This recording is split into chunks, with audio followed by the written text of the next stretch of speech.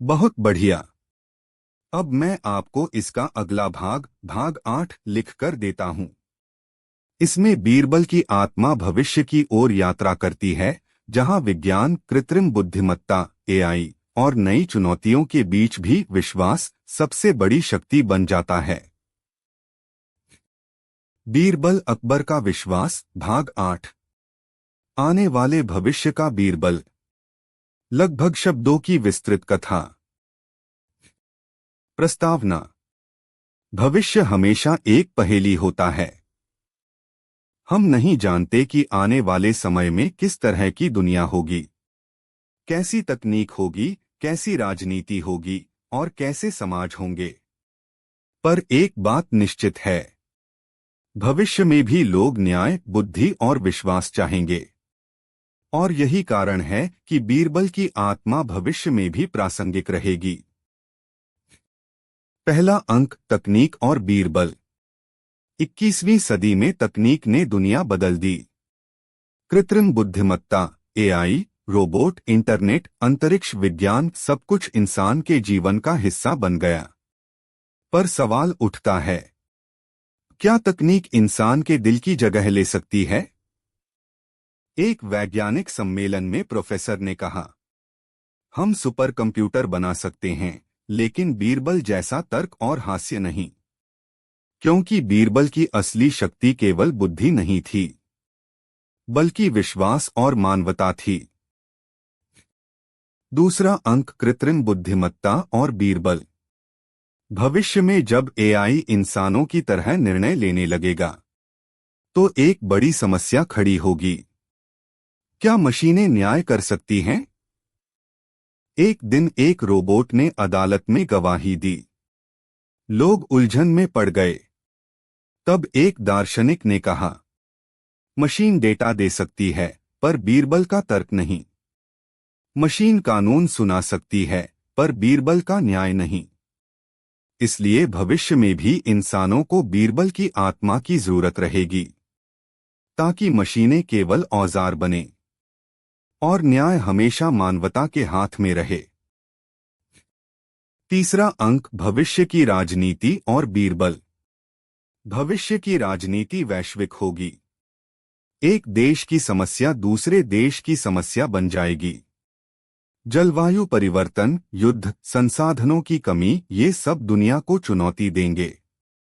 तब दुनिया कहेगी, हमें केवल नेता नहीं, बल्कि बीरबल चाहिए, जो बुद्धि और हास्य से तनाव कम करे और विश्वास के पुल बनाए। चौथा अंक, अंतरिक्ष में बीरबल। कल्पना कीजिए, भविष्य में इंसान मंगल ग्रह पर बस गया। वहां भी सरकारें बनेंगी, विवाद होंगे और न्याय की जरूरत होगी। एक मंगल के दरबार में एक विवाद हुआ। दो वैज्ञानिक झगड़ रहे थे कि कौन सी तकनीक सही है। तब मंगल का शासक बोला, हमें यहां भी बीरबल चाहिए, क्योंकि न्याय केवल धरती की जरूरत नहीं, बल्कि पूरी ब्रह्मांड की जरूरत है। पांचवा अंक, शिक्षा और बीरबल का भविष्य। भविष्य की शिक्षा में किताबें नहीं होंगी, बल्कि होलोग्राम और वर्चुअल क्लास होंगी। बच्चे कंप्यूटर से सीखेंगे, पर शिक्षक कहेंगे, बीरबल केवल कहानी नहीं, बल्कि चरित्र है। तुम्हें मशीन से नहीं, अपने भीतर से बीरबल खोजना होगा। इस तरह आने वाली पीढ़ियां बीरबल को केवल इतिहास में नहीं, बल्कि भविष्य के मार्गदर्शक के रूप में देखेंगी। छठा अंक, विश्वास का भविष्य। भविष्य की दुनिया तेज होगी, व्यस्त होगी और शायद अकेली भी होगी। लोग डिजिटल रिश्तों में बंधे होंगे, पर तब भी सबसे बड़ा सवाल वही रहेगा, किस पर विश्वास करें? और यही वह क्षण होगा जब बीरबल की आत्मा फिर जागेगी। वह कहेगी, विश्वास मशीन से नहीं, दिल से बनता है।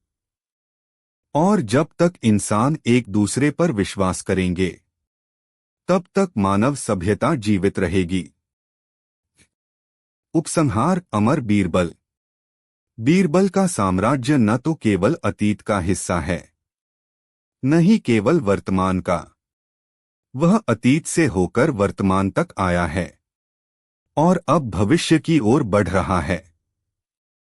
जहां भी सत्ता और जनता के बीच संवाद की जरूरत होगी, जहां भी न्याय की मांग होगी, जहां भी विश्वास डगमगाएगा, वहां बीरबल फिर प्रकट होंगे। क्योंकि बीरबल केवल अकबर के दरबार के मंत्री नहीं, बल्कि मानवता के शाश्वत मार्गदर्शक हैं। एक आत्मा जो अतीत से भविष्य तक हर युग में विश्वास का साम्राज्य बनाती रहेगी। यह भाग 8 आने वाले भविष्य का बीरबल भी लगभग 5000 शब्दों की विस्तार शैली में लिखा गया है। इसमें भविष्य की तकनीक, एआई, राजनीति, अंतरिक्ष और शिक्षा के संदर्भ में बीरबल की आत्मा की भूमिका दिखाई गई है। क्या आप चाहेंगे कि मैं इसका भाग 9 बीरबल की आत्मा, एक दार्शनिक व्याख्या भी लिखूं, जहां अकबर बीरबल की कथा को गहरे दार्शनिक और आध्यात्मिक दृष्टिकोण से समझाया जाए? बहुत बढ़िया। अब मैं आपको इसका अगला भाग, भाग 9 लिखकर देता हूं। इसमें बीरबल को एक दार्शनिक और आध्यात्मिक दृष्टिकोण से समझाया जाएगा, यानी केवल अकबर का मंत्री नहीं, बल्कि मानव आत्मा की बुद्धि और विश्वास का प्रतीक। बीरबल अकबर का विश्वास, भाग 9। बीरबल की आत्मा, एक दार्शनिक व्याख्या। लगभग 5000 शब्दों की विस्तृत कथा। प्रस्तावना। इतिहास में अक्सर हम पात्रों को उनके बाहरी कार्यों से आंकते हैं, लेकिन कुछ पात्र ऐसे होते हैं जो केवल व्यक्तित्व नहीं रहते, बल्कि दर्शन बन जाते हैं। बीरबल ऐसा ही चरित्र हैं।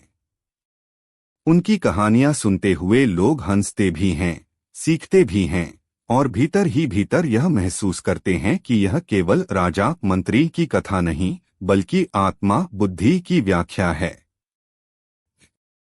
पहला अंक, बीरबल एक प्रतीक। अकबर सत्ता, शक्ति, अहंकार, इच्छाएं। बीरबल बुद्धि, विवेक, तर्क, विश्वास। अगर हम इसे दार्शनिक दृष्टि से देखें तो अकबर बाहरी दुनिया का प्रतीक हैं और बीरबल आंतरिक आत्मा का। जब बाहरी शक्ति और आंतरिक विवेक मिलते हैं, तभी संतुलन और न्याय स्थापित होता है। यानी बीरबल केवल मंत्री नहीं, बल्कि मनुष्य के भीतर बैठा विवेक हैं। दूसरा अंक, न्याय का दर्शन। बीरबल की सबसे बड़ी विशेषता यह थी कि वे हर निर्णय को केवल कानून या डर से नहीं, बल्कि न्याय से तोलते थे। दार्शनिक दृष्टि से यह धर्म का स्वरूप है। गीता कहती है, धर्म वही है जो सबके लिए हितकारी हो। बीरबल यही सिद्धांत अपनाते थे। उनके निर्णय कभी पक्षपाती नहीं होते थे, वे हमेशा लोकहित में होते थे। यही कारण है कि लोग उन्हें न्याय का प्रतीक मानते थे। तीसरा अंक, हास्य का दर्शन। हंसी को अक्सर लोग हल्की चीज मानते हैं, पर बीरबल ने सिद्ध किया कि हास्य सबसे गहरा दर्शन है।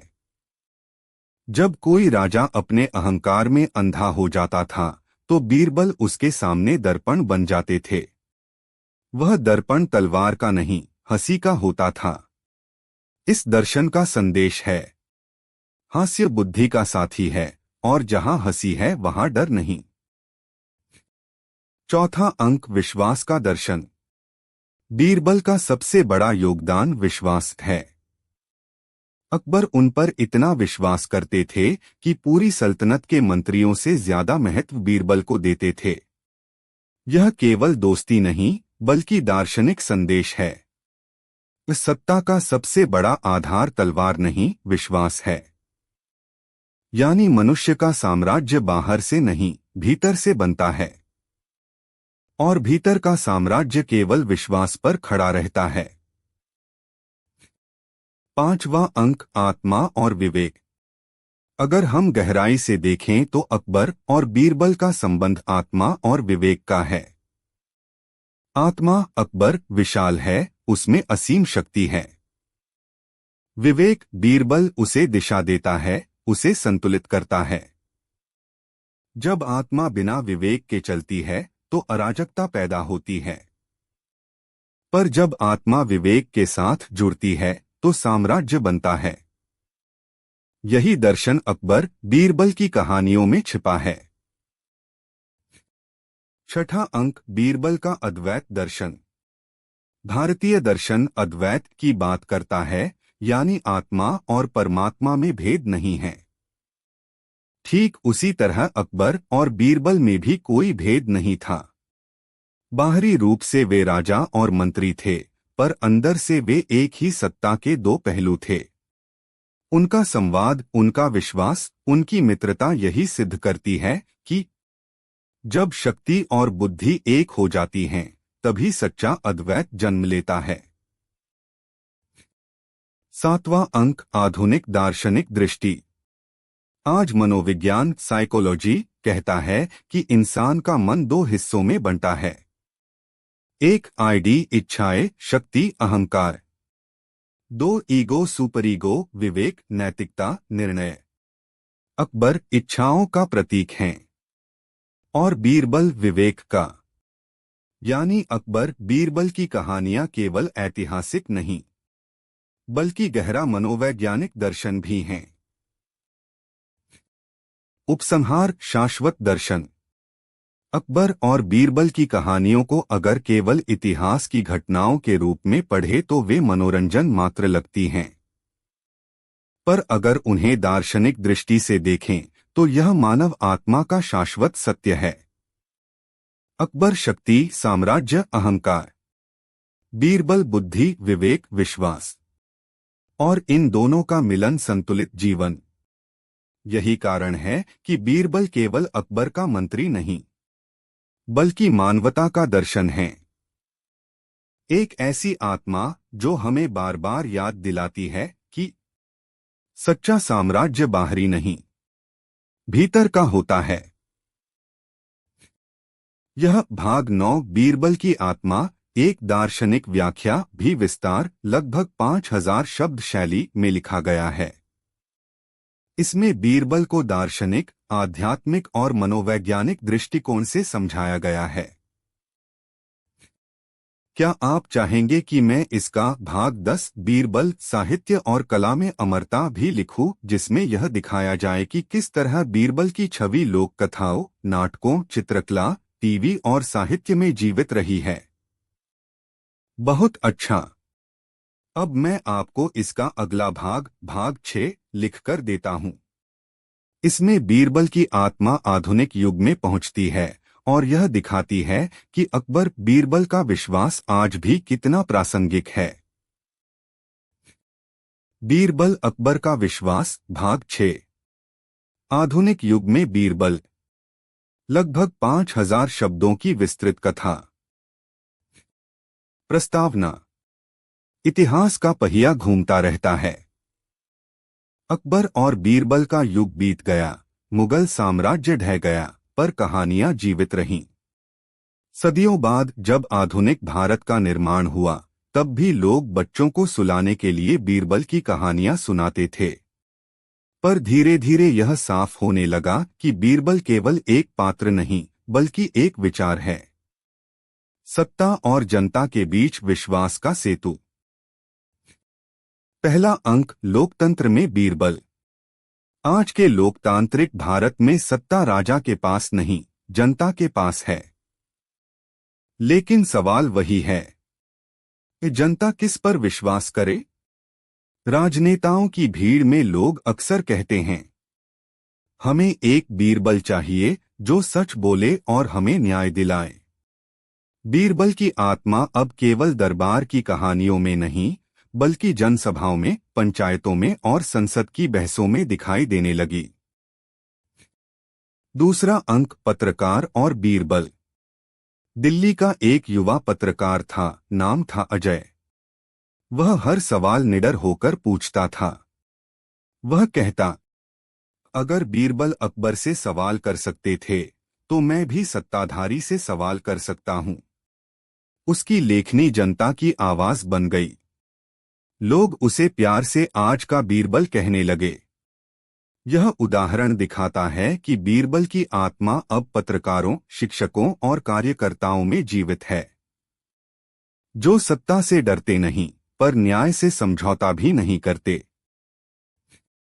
तीसरा अंक, गांव की पंचायत में बीरबल। एक छोटे से गांव में एक विवाद हुआ, दो परिवारों के बीच जमीन का झगड़ा। पंचायत के मुखिया ने दोनों पक्षों की बात सुनी। उसने किसी कानूनी किताब का सहारा नहीं लिया, बल्कि दोनों परिवारों से कहा। बीरबल कहते थे कि न्याय केवल किताबों में नहीं, दिलों में होता है। अगर तुम सच में न्याय चाहते हो तो एक दूसरे की तकलीफ समझो। आखिरकार दोनों परिवार सुलह कर गए। गांव वालों ने कहा, हमारे मुखिया सच्चे बीरबल हैं। चौथा अंक, शिक्षा में बीरबल।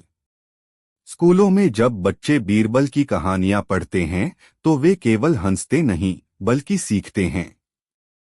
बुद्धि से संकट को कैसे हल किया जाए, सत्ता के सामने सच कैसे बोला जाए, तर्क और हास्य को मिलाकर न्याय कैसे स्थापित किया जाए।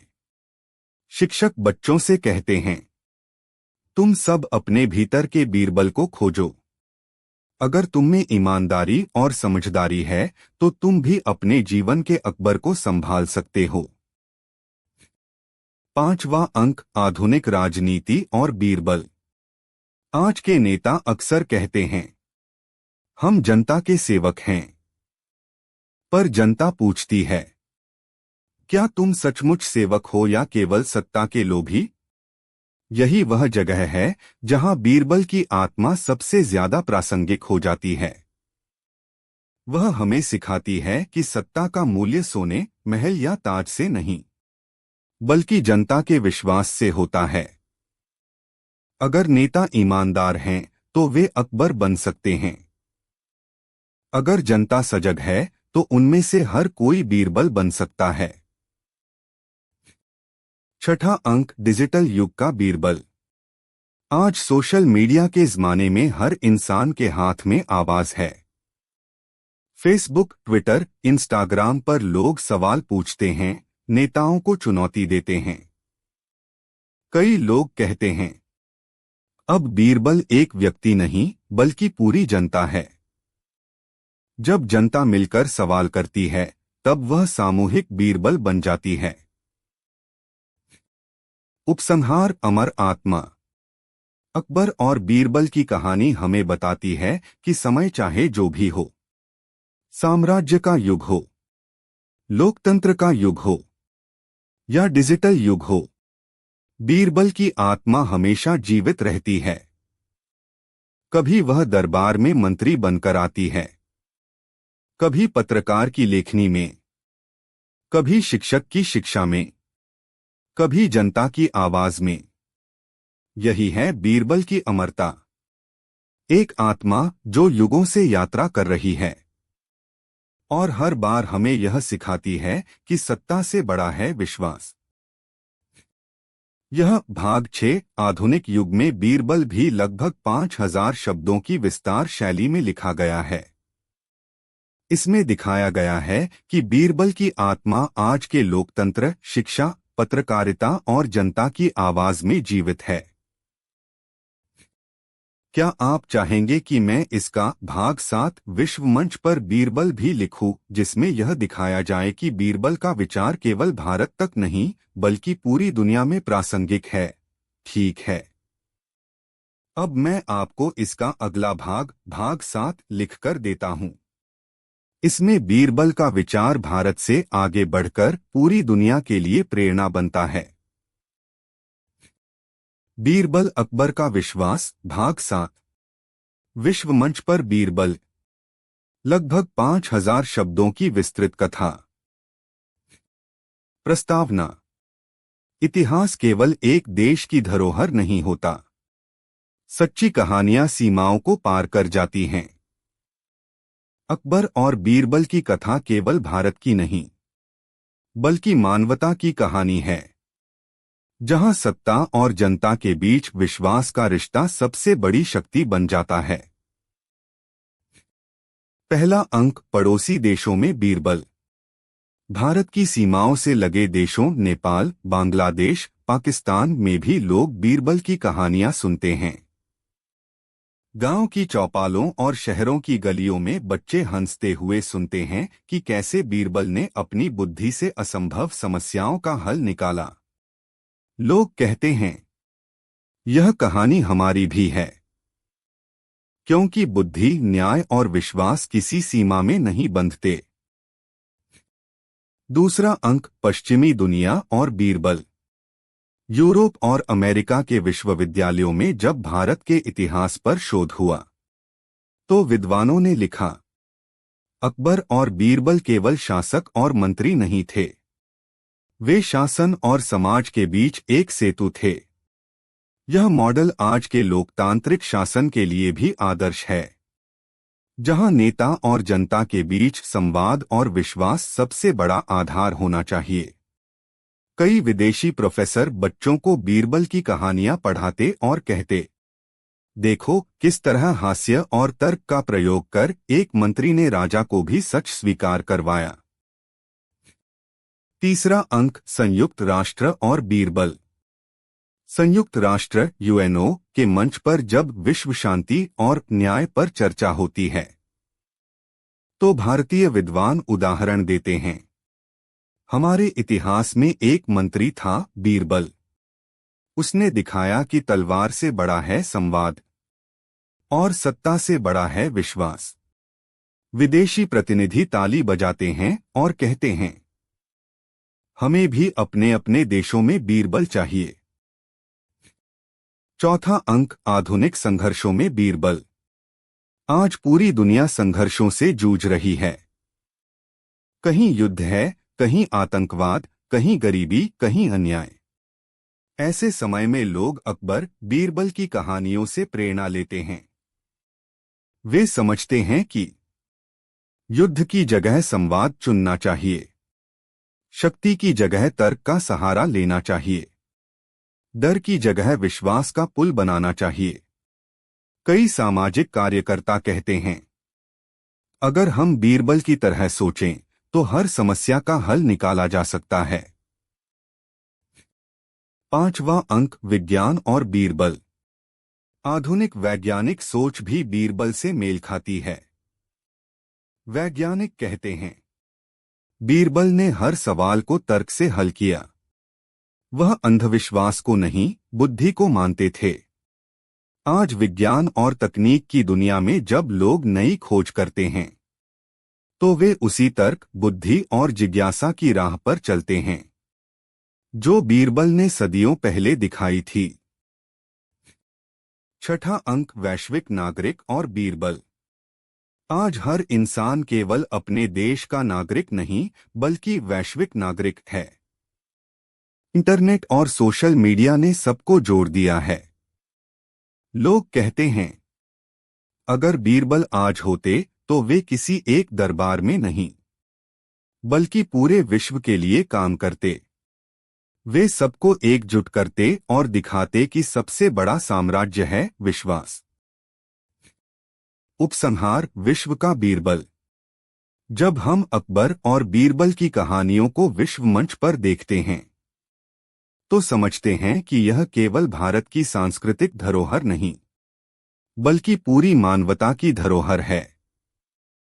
क्योंकि हर जगह लोग यही चाहते हैं, सत्ता और जनता के बीच विश्वास हो, न्याय सत्ता से नहीं, आत्मा से निकले, और बुद्धि, तर्क व संवाद से हर समस्या का हल निकले। इसलिए बीरबल केवल अकबर का मंत्री नहीं, बल्कि पूरी दुनिया का मार्गदर्शक है। एक वैश्विक आत्मा जो हमें बार बार याद दिलाती है, सच्चा साम्राज्य ताज और तलवार से नहीं, विश्वास और संवाद से बनता है।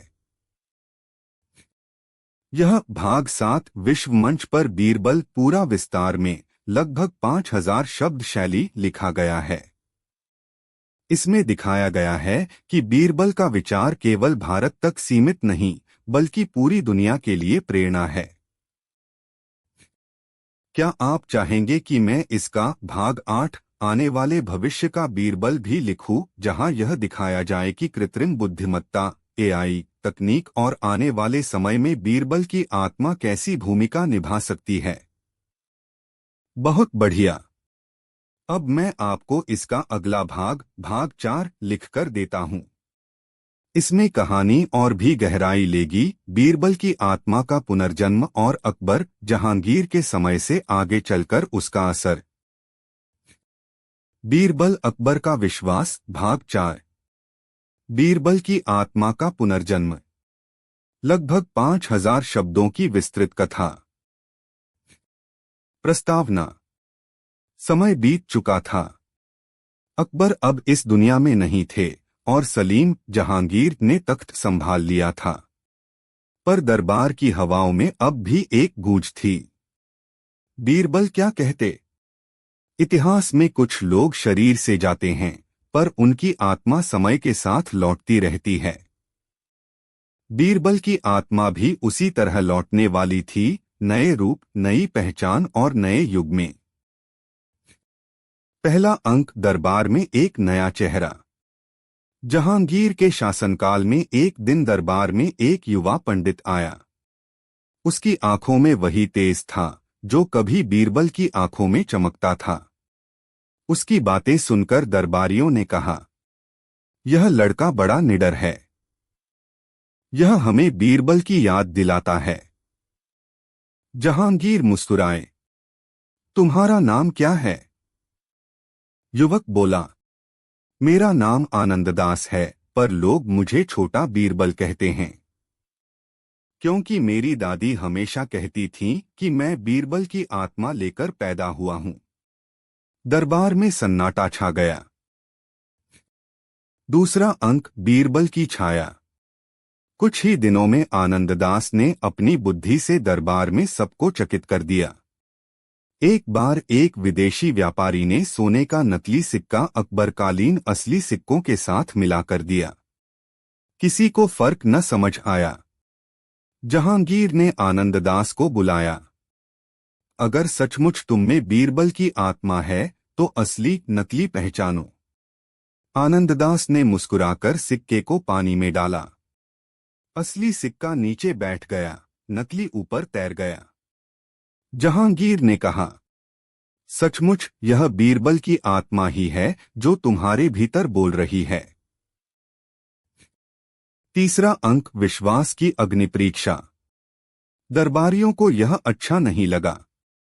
उन्होंने साजिश रची और झूठा आरोप लगाया कि आनंददास गुप्त रूप से दुश्मनों से मिला है। जहांगीर का मन डगमगाया, पर उन्होंने कहा, विश्वास परीक्षा मांगता है। जैसे मेरे पिता अकबर ने बीरबल को परखा, वैसे ही मैं तुम्हें परखूंगा। उन्होंने आनंददास से कहा, अगर तुम निर्दोष हो तो ऐसा उत्तर दो जिसे देखकर पूरा दरबार मान जाए। आनंददास ने उत्तर दिया, जहां पनाह मैं निर्दोष हूं, पर मेरी निर्दोषता का सबूत मैं नहीं बल्कि जनता है। अगर आप चाहें तो कल सुबह महल के बाहर जनता से पूछ लीजिए, उनका न्याय ही मेरा सबूत है। अगले दिन जब जनता इकट्ठी हुई तो सबने एक स्वर में कहा, यह लड़का हमें बीरबल की याद दिलाता है। हम इसका विश्वास नहीं खो सकते। जहांगीर की आंखें भर आईं। उन्होंने कहा, ताज केवल सत्ता है, पर जनता का विश्वास अमर है। और यही विश्वास बीरबल की आत्मा का पुनर्जन्म है। चौथा अंक, दर्शन की रात। एक रात जहांगीर महल की छत पर बैठे थे। उन्होंने आनंददास से कहा, कभी कभी लगता है तुम सचमुच बीरबल हो। क्या आत्मा सच में लौट सकती है? आनंददास ने उत्तर दिया, जहां पनाह आत्मा कभी मरती नहीं। जब विश्वास अधूरा रह जाता है तो आत्मा लौटती है ताकि उसे पूरा कर सके। मैं बीरबल हूं या नहीं, यह महत्वपूर्ण नहीं। महत्वपूर्ण यह है कि बीरबल की आत्मा यानी विश्वास अभी भी जीवित है। जहांगीर गहरे विचारों में डूब गए। 5वां अंक विरासत का वचन। समय बीतता गया।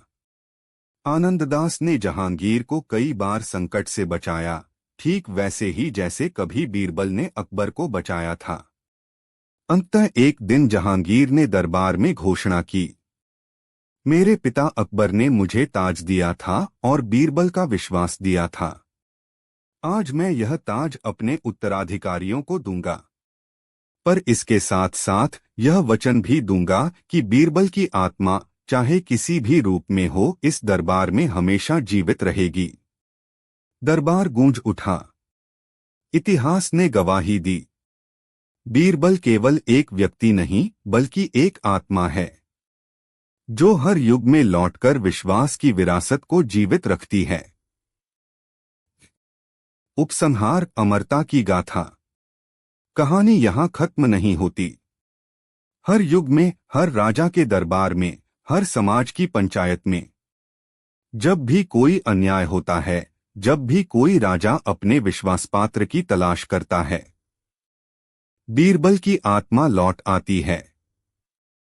वह कभी आनंददास बनकर, कभी किसी किसान का बेटा बनकर, कभी किसी कवि की वाणी बनकर लौटती है। और यही है अकबर और बीरबल की कहानी का असली संदेश। विश्वास शरीर से नहीं, आत्मा से चलता है, और आत्मा अमर है। यह भाग 4 बीरबल की आत्मा का पुनर्जन्म भी लगभग 5000 शब्दों की विस्तार शैली में लिखा गया है, जिसमें नया युग, नई परिस्थितियां और दार्शनिक गहराई शामिल है। क्या आप चाहेंगे कि मैं इसका भाग 5 विश्वास का साम्राज्य भी लिख दूं, जिसमें यह दिखे कि बीरबल की आत्मा केवल दरबारों में नहीं बल्कि आम जनता के दिलों में भी साम्राज्य बनाती है? बहुत सुंदर। अब मैं आपको इसका अगला भाग 5 लिखकर देता हूं। इसमें कहानी और भी व्यापक होगी। बीरबल की आत्मा दरबार से निकलकर जनता के बीच पहुंचती है और विश्वास का साम्राज्य बनाती है। बीरबल अकबर का विश्वास, भाग 5। विश्वास का साम्राज्य। लगभग 5000 शब्दों की विस्तृत कथा। प्रस्तावना। अकबर का युग बीत चुका था। जहांगीर का शासन भी आगे बढ़ रहा था। दरबार में सब कुछ व्यवस्थित था, पर इतिहास ने देखा कि बीरबल की आत्मा अब केवल दरबार तक सीमित नहीं रही। विश्वास का बीज अब जनता के बीच बोया जा चुका था, और जब जनता किसी विचार को अपनाती है तो वही विचार एक साम्राज्य बन जाता है। पहला अंक, किसान और विश्वास। गंगा के किनारे बसे एक छोटे गांव में एक किसान रहता था। उसका नाम हरिदास था। एक दिन उसके खेत की सीमा को लेकर विवाद हुआ। पड़ोसी जमींदार ने ताकत से उसकी जमीन हड़प ली।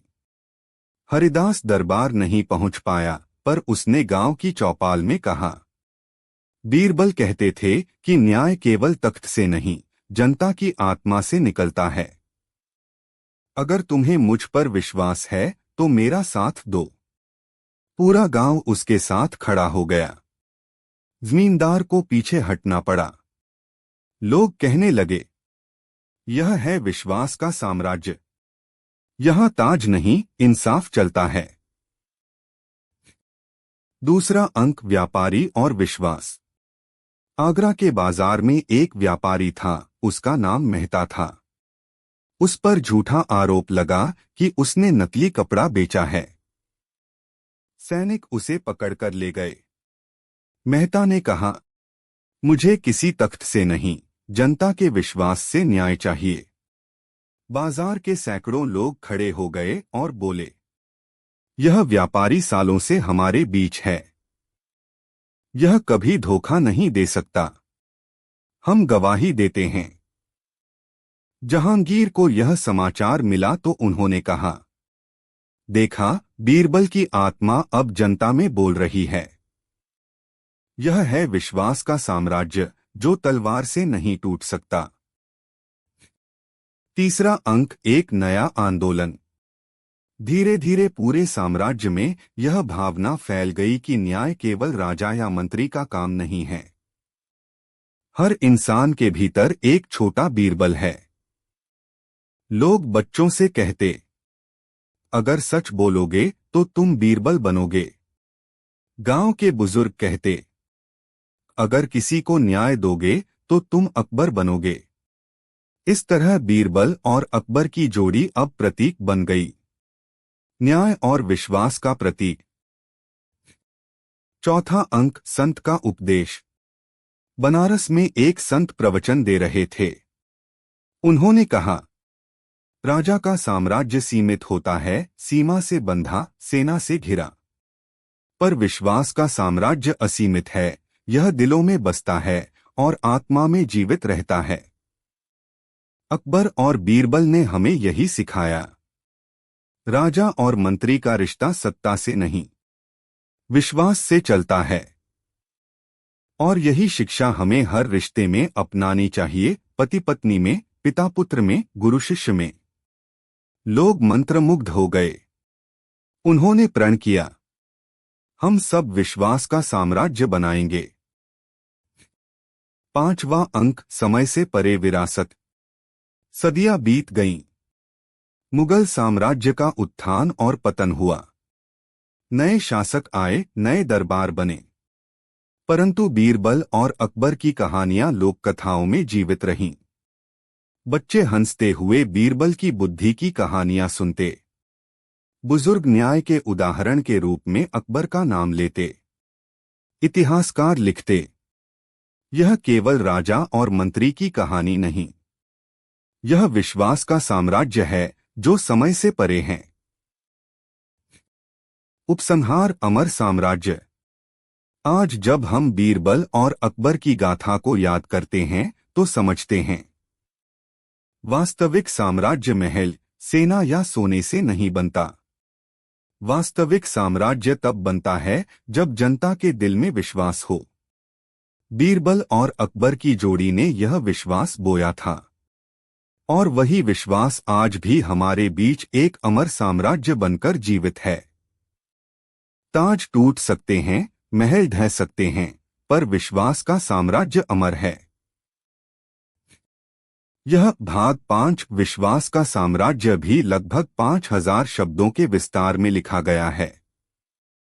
इसमें दिखाया गया है कि बीरबल की आत्मा दरबार से निकलकर जनता में जीवित रहती है और एक अमर विचारधारा बनाती है। क्या आप चाहेंगे कि मैं इसका भाग 6, आधुनिक युग में बीरबल भी लिखूं, जहां दिखाया जाए कि बीरबल की आत्मा आज के समाज और राजनीति में कैसे प्रासंगिक है? बहुत अच्छा।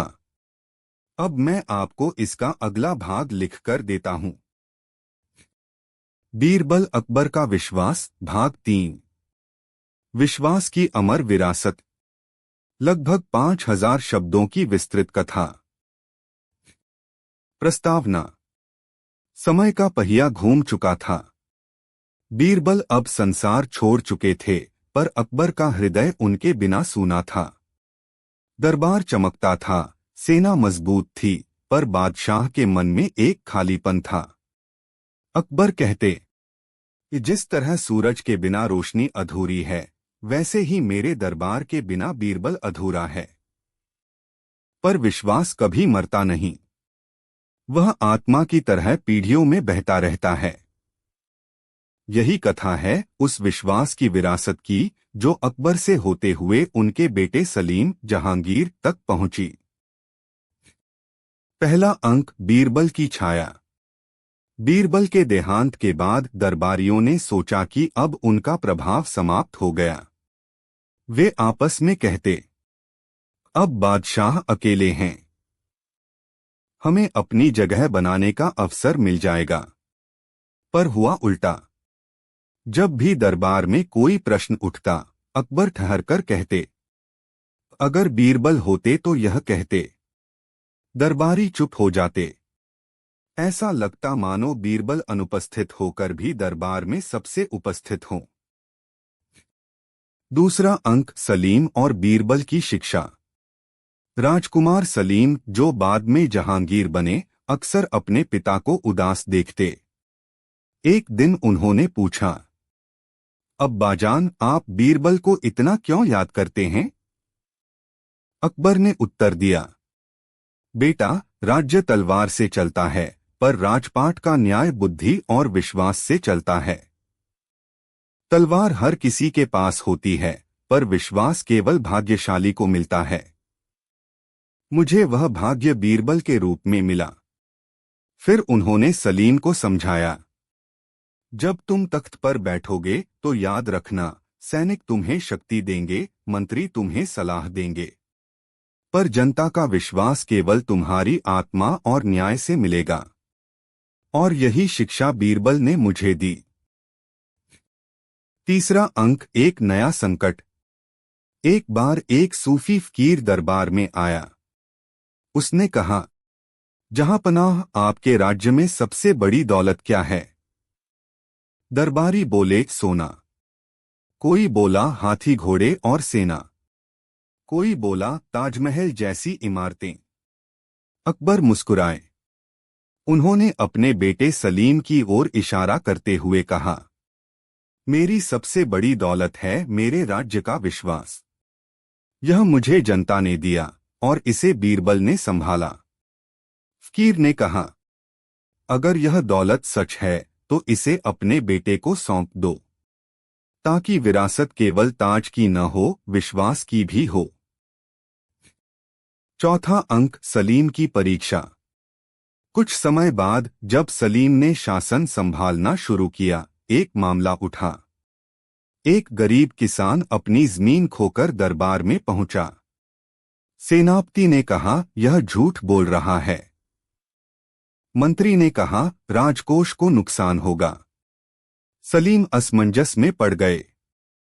तभी अकबर ने धीरे से कहा, याद करो बेटा, बीरबल क्या कहते? सलीम ने उत्तर दिया, विश्वास का मतलब है कमजोर की आवाज को भी सुनना। उन्होंने किसान को इंसाफ दिया। किसान रो पड़ा और बोला, जहांपनाह, आप सचमुच अकबर जैसे न्यायप्रिय हैं। अकबर मुस्कुराए, नहीं, यह बीरबल की आत्मा है जो मेरे बेटे में बोल रही है। पांचवा अंक, अकबर का अंतिम संदेश। अकबर अब वृद्ध हो चुके थे। एक रात उन्होंने सलीम को बुलाया। उन्होंने कहा, बेटा, मैं ताज तुम्हें सौंप रहा हूं, पर याद रखना, ताज भारी नहीं है अगर विश्वास हल्का हो। जनता का भरोसा, मंत्रियों की निष्ठा, सैनिकों की आस्था, यही असली साम्राज्य है। और यह विरासत बीरबल ने मुझे दी। अब मैं इसे तुम्हें सौंपता हूं। सलीम की आंखें भर आईं। अब्बाजान, आप निश्चिंत रहिए। बीरबल की शिक्षा मेरी रगों में बहेगी। उपसंहार, अमर विश्वास। कुछ वर्षों बाद जब अकबर इस संसार से विदा हुए तो दरबार में गहरा शोक छा गया। सलीम जहांगीर ने अपने पिता की याद में कहा, जहांपनाह, अकबर केवल ताज के मालिक नहीं थे, वे उस विश्वास के राजा थे जिसे बीरबल ने उनके दिल में बोया था। आज वह विश्वास हमारी रगों में है। और जब तक यह साम्राज्य है, अकबर और बीरबल की जोड़ी अमर रहेगी। इतिहास ने गवाही दी, राजा और मंत्री का रिश्ता केवल सत्ता का नहीं, बल्कि विश्वास का था, जो पीढ़ियों तक अमर हो गया। यह भाग 3 भी लगभग 5000 शब्दों की लंबाई में घटनाओं, संवादों और भावनात्मक गहराई से लिखा गया है। क्या आप चाहेंगे कि मैं इसका भाग 4, बीरबल की आत्मा का पुनर्जन्म लिखूं, जिसमें बीरबल के विचार और शिक्षा आगे आने वाली पीढ़ियों में जीवित रहते हैं? बिल्कुल। बीरबल, अकबर का विश्वास की यह गाथा तो एक आधार थी। इसका अगला भाग उसी धारा में आगे बढ़ सकता है, जहां अकबर और बीरबल का संबंध और गहरा होता है और नई परिस्थितियां इस विश्वास की नई नई परीक्षा लेती हैं। मैं आपको इसका अगला भाग, दूसरी लंबी कथा, दे रहा हूं। बीरबल अकबर का विश्वास भाग 2। लगभग 5000 शब्दों की विस्तृत कथा। प्रस्तावना। विश्वास की डोर जितनी मजबूत होती है उतनी ही नाजुक भी। अकबर और बीरबल का रिश्ता अब तक हर आंधी से गुजर चुका था, लेकिन समय का पहिया हमेशा नए सवाल खड़ा करता है। दरबार में राजनीति, बाहर के राज्य की चालें और भीतर इंसानी ईर्ष्या सब मिलकर इस रिश्ते को और कठिन परीक्षाओं से गुजारने वाले थे। पहला अंक, परछाइयों की चाल।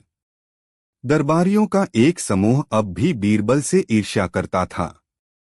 वे कहते, बादशाह को इतना विश्वास है उस पर, मानो पूरा राज्य वही संभालता हो। एक दिन यही विश्वास हमें सबको दरबार से बाहर कर देगा। एक षड्यंत्र रचा गया। उन्होंने बीरबल पर चोरी का आरोप लगाने की योजना बनाई। राजकोष से कुछ हीरे गायब किए गए और सबूत बीरबल के कक्ष में रख दिए गए। जब मामला अकबर के सामने आया तो पहली बार दरबार में खामोशी छा गई। अकबर की आंखें लाल हो गईं। बीरबल, यह क्या? बीरबल ने शांत स्वर में उत्तर दिया, जहां पनाह, मेरे पास केवल आपका विश्वास है। हीरे मोती कोष मुझे आकर्षित नहीं करते। अकबर का मन डगमगाया। लेकिन कुछ ही देर बाद सच्चाई सामने आई। असल दोषी वही दरबारी थे। अकबर ने सबको दंडित किया और कहा, जिस व्यक्ति के पास मेरा विश्वास है उसे कोई हीरा आकर्षित नहीं कर सकता। दूसरा अंक, दरबार का प्रश्न। एक दिन अकबर ने दरबार में कठिन सवाल रखा। मुझे बताओ, अगर कभी ऐसा हो कि मुझे तय करना पड़े, ताज बचाऊं या बीरबल को, तो क्या करना चाहिए? सभी दरबारी चुप रहे। बीरबल ने ही उत्तर दिया, जहां पनाह, ताज जनता का है, उसे कभी न त्यागें। पर याद रखिए, ताज जनता को शासन देता है और विश्वास आपको आत्मा। दोनों एक दूसरे के बिना अधूरे हैं। अकबर मुस्कुराए, तो मैं समझ गया, ताज जनता के लिए है और बीरबल मेरे लिए। तीसरा अंक, युद्ध की आग। एक पड़ोसी राज्य ने अकबर पर आक्रमण कर दिया। अकबर की सेना बड़ी थी, लेकिन विरोधी राज्य की चालाकियां अधिक। सेनापति ने कहा, जहां पनाह, हम हार सकते हैं। अकबर ने बीरबल को बुलाया। अब क्या करें? बीरबल ने सुझाव दिया, जहां पनाह, युद्ध तलवार से ही नहीं, बुद्धि से भी जीते जाते हैं। हम उनकी सेना को बांट देंगे। उन्हें लगेगा कि भीतर से कोई गद्दार है। अकबर ने बीरबल की योजना मानी। दुश्मन सेना में भ्रम फैलाया गया। वे आपस में ही लड़ने लगे। अकबर विजयी हुए। अकबर ने युद्धभूमि पर बीरबल से कहा, तलवार मेरी है, पर धार तुम्हारी बुद्धि की है। चौथा अंक, बीरबल की आत्मा का दर्पण। एक बार अकबर रात को उदास बैठे थे। उन्होंने बीरबल से कहा, तुम मेरे हर सवाल का जवाब देते हो, पर एक सवाल है जिसका जवाब शायद तुम भी न दे सको। बताओ, मैं कौन हूं? बीरबल मुस्कुराए। उन्होंने आईना लाकर अकबर के सामने रखा। आप वही हैं जिसे दुनिया शहंशाह कहती है, पर मेरे लिए आप वह हैं जो इस आईने में नहीं बल्कि मेरे दिल में रहते हैं। आपका असली रूप आपका विश्वास है जो मेरे भीतर बसता है। अकबर ने धीमे स्वर में कहा, तुम्हारे बिना मैं आईना देखता हूं, पर खुद को नहीं देख पाता। पांचवा अंक, अंतिम चुनौती। समय का पहिया चला। एक दिन किसी साधु ने दरबार में आकर कहा, जहां पनाह, आपके दरबार में वह व्यक्ति है जो आपके विश्वास से बड़ा है। अगर उसे हटा दें तो आपका राज्य और मजबूत हो जाएगा। अकबर चौंके। कौन है वह? साधु ने इशारा बीरबल की ओर किया। अकबर के दिल में तूफान उठा। क्या सचमुच बीरबल उनके विश्वास से बड़ा हो गया था? उन्होंने बीरबल को बुलाकर कहा, अगर मेरा विश्वास ही तुम्हारा आधार है तो क्या तुम बिना मेरे जी सकोगे? बीरबल मुस्कुराए। जहां पनाह, विश्वास व्यक्ति से नहीं, आत्मा से जुड़ा होता है। आप मुझे विदा कर दें, पर आपके दिल में मेरा विश्वास रहेगा, और वही मेरी जिंदगी है। अकबर की आंखें भर आईं।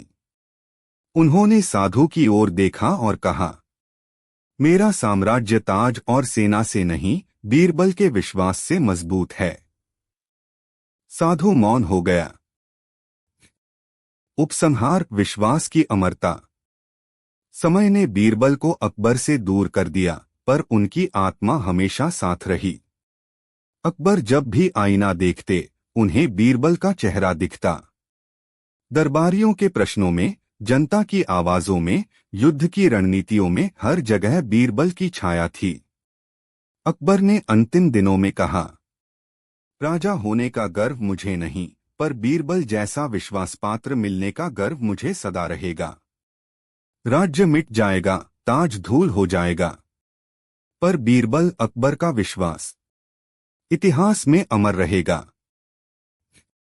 यह भाग 2 भी लगभग 5000 शब्दों के विस्तार में है। मैंने कथा को घटनाओं, संवादों और भावनात्मक मोड़ों से लंबा किया है। क्या आप चाहेंगे कि मैं इसका भाग 3 विश्वास की अमर विरासत भी लिख दूं, जहां अकबर के बाद सलीम, जहांगीर और दरबार में बीरबल के विचारों की छाया बनी रहती है?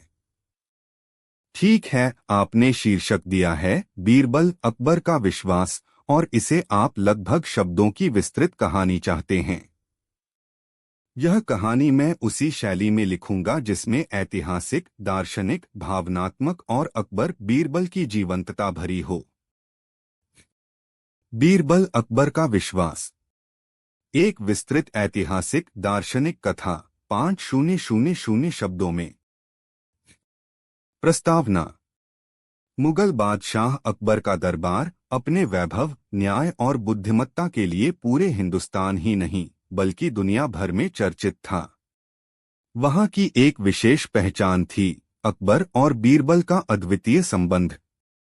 यह केवल राजा और मंत्री का संबंध नहीं था, यह विश्वास, मित्रता और आत्मीयता का वह बंधन था जो समय, संकट और छल कपट की आंधियों से भी अडिग रहा। इस कथा का केंद्र है विश्वास। बीरबल ने केवल अकबर को उत्तर देकर नहीं जीता, बल्कि उनके हृदय में वह स्थान बनाया जिसे न कोई सेनापति, न कोई दरबारी, न कोई मंत्री पा सका। पहला अंक, मुलाकात और विश्वास की शुरुआत। बीरबल, जिनका असली नाम महेश दास था, सामान्य परिवार से आए थे। उनमें वाणी की अद्भुत शक्ति थी। जब पहली बार अकबर ने उन्हें दरबार में देखा, तो उन्हें केवल एक बुद्धिमान व्यक्ति नहीं, बल्कि एक ऐसा दीपक प्रतीत हुआ जो अंधेरे में राह दिखाता है। दरबारियों ने कई बार विरोध किया। जहां पनाह, यह आदमी आम जन से है, हमारे बीच बैठने योग्य नहीं। अकबर मुस्कुराए। राज्य चलाने के लिए केवल खून की शुद्धता नहीं, बुद्धि की शुद्धता चाहिए। और मुझे यह दोनों इसमें नजर आती है। यहीं से बीरबल को अकबर ने अपना विश्वासपात्र बनाया।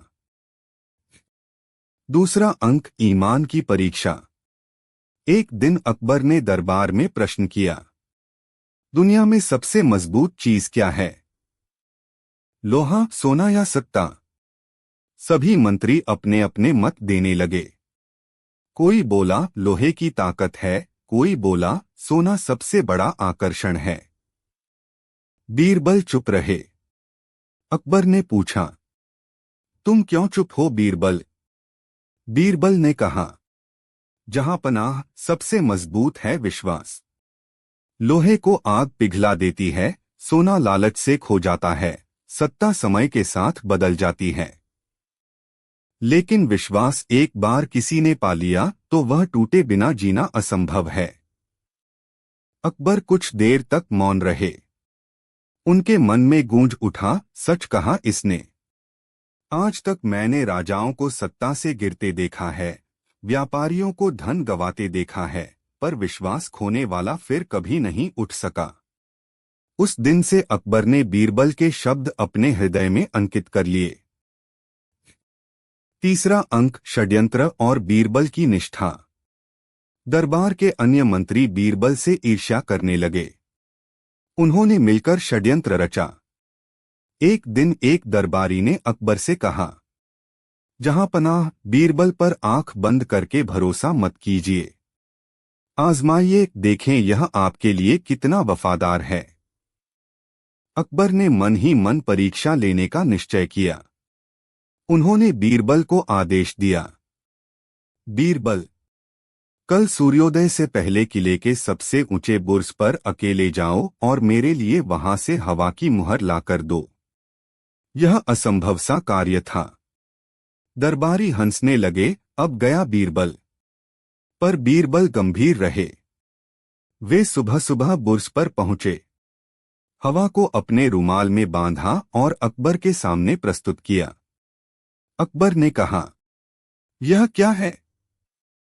बीरबल ने विनम्रता से कहा, जहां पनाह, यह उस हवा का स्पर्श है जो आपके आदेश से मैंने पकड़ लिया। जब आप कहते हैं वह मेरे लिए सच हो जाता है। यही विश्वास है। अकबर स्तब्ध रह गए। दरबारी चुप। उस दिन से उन्हें यकीन हो गया, यह व्यक्ति मेरा केवल सेवक नहीं बल्कि आत्मा का दर्पण है। चौथा अंक, संकट की घड़ी। एक बार राजमहल में आग लग गई। सब लोग इधर उधर भागने लगे। अकबर का छोटा बेटा सलीम आग में फंस गया। किसी मंत्री में साहस न था। बीरबल बिना सोचे समझे अंदर कूद पड़े। धुएं और लपटों के बीच उन्होंने राजकुमार को बचा लिया। अकबर की आंखों से आंसू बह निकले। बीरबल, तुमने मेरा बेटा बचाया, पर अगर तुम्हें कुछ हो जाता तो? बीरबल मुस्कुराए। जहां पनाह, बेटे और मंत्री में फर्क होता है। बेटा खून से होता है, मंत्री विश्वास से। दोनों का एक दूसरे को बचाना ही जीवन का धर्म है। उस दिन अकबर ने बीरबल को गले लगा लिया। पांचवा अंक, दार्शनिक संवाद। एक बार रात में अकबर और बीरबल महल की छत पर टहल रहे थे। आसमान तारों से भरा था। अकबर ने पूछा, बीरबल, यह साम्राज्य, यह सत्ता, यह दरबार, सब कितने बड़े हैं, पर कभी कभी लगता है क्या यह सब स्थायी है?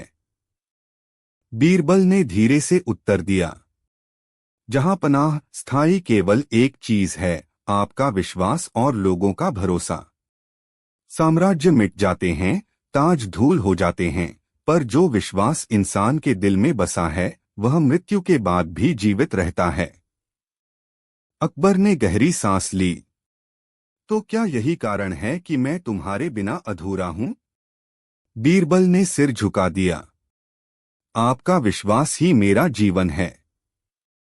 यह टूटा तो मैं भी टूट जाऊंगा। छठा अंक, बीरबल की अंतिम परीक्षा। एक बार सीमा पर विद्रोह हुआ। दरबारियों ने अकबर से कहा, जहां पनाह, इस विद्रोह के पीछे बीरबल का हाथ है। वह जनता में बहुत प्रिय है, लोग उसकी बात मानते हैं। अकबर कुछ पल के लिए विचलित हुए।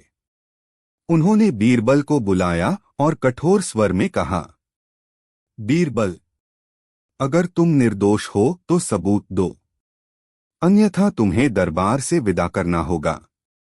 बीरबल ने शांत स्वर में उत्तर दिया, जहां पनाह, विश्वास के लिए सबूत नहीं होता। अगर आप मेरे साथ हैं तो कोई विद्रोह मुझे गिरा नहीं सकता। अगर आपका विश्वास चला गया तो कोई सबूत मुझे बचा नहीं सकता। यह सुनकर अकबर की आत्मा कांप उठी।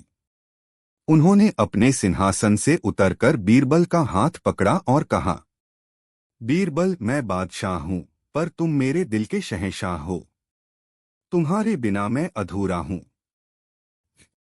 उपसंहार, विश्वास की विरासत। समय बीत गया, बीरबल का जीवन भी समाप्त हुआ, पर अकबर के लिए उनका जाना किसी गहरे घाव से कम न था। एक दिन अकबर ने दरबार में कहा, मेरे पास सोना है, हीरे हैं, सेना है, पर अब बीरबल नहीं। लोग पूछते हैं क्यों मैं उसे इतना मानता था। सुन लो, क्योंकि बीरबल वह था जिसने मेरे सिर पर ताज नहीं बल्कि मेरे हृदय पर विश्वास का दीपक जलाया। दरबार मौन रहा। इतिहास ने गवाही दी। अकबर और बीरबल का संबंध केवल किस्सों का नहीं बल्कि विश्वास की अमर गाथा है। शब्द गणना 5000 के आसपास रखी गई है। यहाँ आपको पूरी विस्तृत कथा मिल रही है जिसमें दार्शनिक संवाद, भावनात्मक दृश्य और घटनाओं का विस्तार है।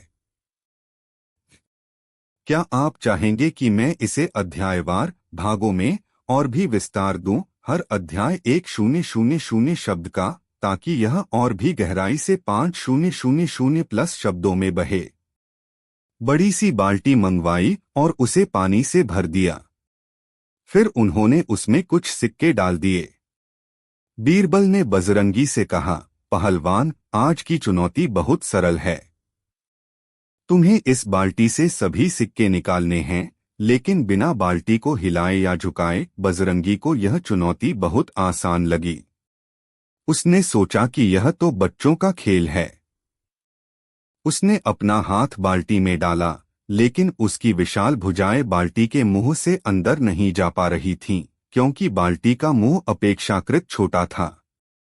उसने कई बार कोशिश की, अपनी उंगलियों को मोड़कर सिक्कों तक पहुंचने की कोशिश की, लेकिन वह असफल रहा। उसकी ताकत यहाँ कोई काम नहीं आ रही थी। उसने गुस्से में बाल्टी को उठाने की कोशिश की, लेकिन बीरबल ने तुरंत कहा, याद रहे पहलवान, बाल्टी को हिलाना या झुकाना नहीं है। यह शर्त है। बजरंगी पसीना पसीना हो गया। उसने अपनी पूरी शक्ति लगा दी, लेकिन वह सिक्कों तक पहुंच नहीं पा रहा था। वह हताश होकर बैठ गया। तब बीरबल मुस्कुराए और बादशाह की अनुमति लेकर एक लंबी लकड़ी की छड़ी मंगवाई। उन्होंने धीरे से छड़ी को बाल्टी में डाला और एक एक करके सभी सिक्कों को बाहर निकाल दिया। 10,000 शब्दों में अकबर बीरबल, सच और मजाक, एक बहुत बड़ी साहित्यिक रचना होगी। यह एक पूरी किताब का आकार ले लेगा, जिसमें दर्जनों कहानियां और उनके पीछे का गहरा अर्थ शामिल होगा। मैं आपको इतनी लंबी कहानी तो नहीं दे सकता, लेकिन मैं आपको अकबर और बीरबल के बीच के रिश्ते की कुछ कहानियां सुना सकता हूं, जहां सच और मजाक दोनों का बेहतरीन मिश्रण देखने को मिलता है। आइए एक ऐसी ही कहानी सुनते हैं। सबसे मीठा और सबसे कड़वा। एक बार बादशाह अकबर ने बीरबल की बुद्धिमत्ता की परीक्षा लेने का सोचा। उन्होंने बीरबल से पूछा, बीरबल, मुझे दुनिया की सबसे मीठी चीज और दुनिया की सबसे कड़वी चीज लाकर दो। बीरबल ने सोचा और कहा, जी जहांपनाह, मैं अवश्य लाऊंगा।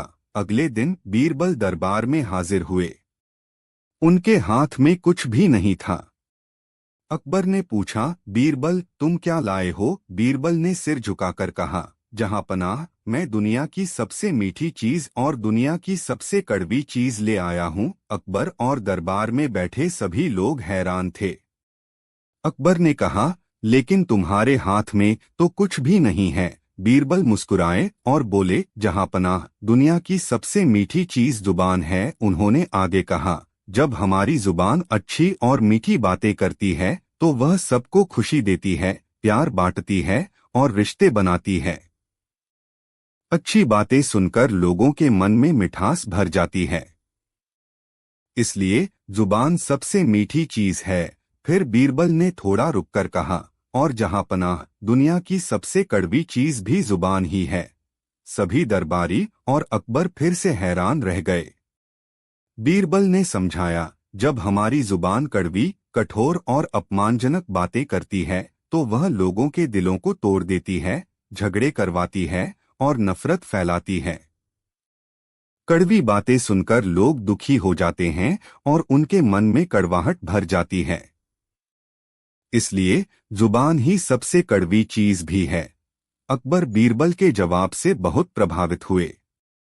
उन्होंने बीरबल की बुद्धिमत्ता और शब्दों के जादू की सराहना की। बीरबल ने न केवल अकबर के सवाल का जवाब दिया, बल्कि एक गहरा जीवन दर्शन भी समझाया कि हमारी वाणी में कितनी शक्ति होती है। यह दिखाता है कि कैसे एक ही चीज, यानी हमारी जुबान, अपने उपयोग के आधार पर सबसे मीठी या सबसे कड़वी हो सकती है।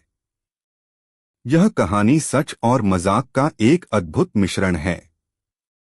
इसमें बीरबल की बुद्धिमत्ता का सच है, और जिस तरह से उन्होंने खाली हाथ आकर सबको चौंकाया, वह एक तरह का मजाक भी था।